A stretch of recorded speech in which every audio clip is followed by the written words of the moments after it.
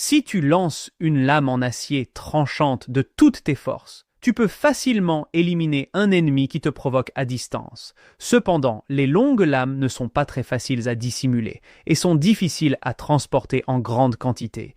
Et si tes ennemis viennent en groupe de 3 ou 5, tu seras dans une grande position de désavantage une fois que tu auras perdu ton arme. Donc, afin de combattre plusieurs adversaires, à la fois, tu réduis la longue lame à la taille de ta paume, puis tu retires le manche et tu fabriques une extrémité rectangulaire arrondie adaptée à la prise en main, et enfin, tu perces un trou rond à la poignée pour y attacher un ruban de soie qui stabilise sa trajectoire de vol. Et c'est le roi des armes dissimulées anciennes, le couteau de lancer. Et ce type d'arme dissimulée est non seulement facile à transportée en grande quantité, mais aussi extrêmement précise, ce qui la rend très adaptée pour faire face aux ennemis à moyenne et longue portée. Cependant, bien que le couteau de lancer soit tranchant si l'ennemi porte une armure, la petite lame délicate ne pourra pas percer ses défenses, donc pour faire face à cette situation, tu utilises de l'acier raffiné comme base. Et à travers d'exquises techniques de forge, tu crées une arme dissimulée prismatique avec une conception de pointe de lance anti-armure et un anneau à l'extrémité.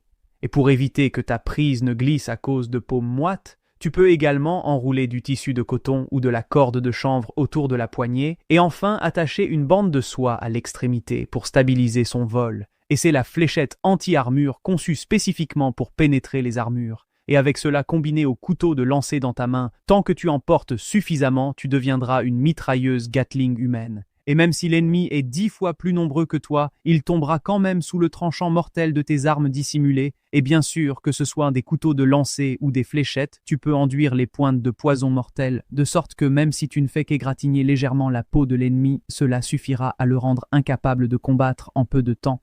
Cependant, si tu veux devenir un vrai maître des armes dissimulées, maîtriser seulement ces deux-là est loin d'être suffisant. Et pour faire face à des situations de combat encore plus complexes, tu peux également t'équiper d'armes plus dissimulables adaptées au combat rapproché, comme des aiguilles de lancer ou modifier le bord d'une pièce de monnaie pour créer une arme à demi-lame, la transformant ainsi en fléchette pièce prisée par les artistes martiaux. Et bien sûr, même si tu as lancé toutes ces armes dissimulées, tu peux encore utiliser des pierres du sol comme projectiles cachés, et celles-ci sont connues sous le nom de pierres jaunes volantes. Et la raison pour laquelle on les appelle jaunes volantes est parce que ces pierres sont partout, et bien qu'elles ne soient pas aussi puissantes que les autres armes dissimulées, leur avantage réside dans le fait qu'elles sont inépuisables et toujours disponibles. Et maintenant que tu comprends tout cela, félicitations, tu as maîtrisé les types d'armes dissimulées, les plus courants et les plus pratiques du monde martial ancien. Et tant que tu t'entraînes avec diligence, je crois qu'il ne faudra pas longtemps avant que le monde martial ne voie l'émergence d'un autre maître des armes dissimulées qui sème la terreur dans le cœur de tous.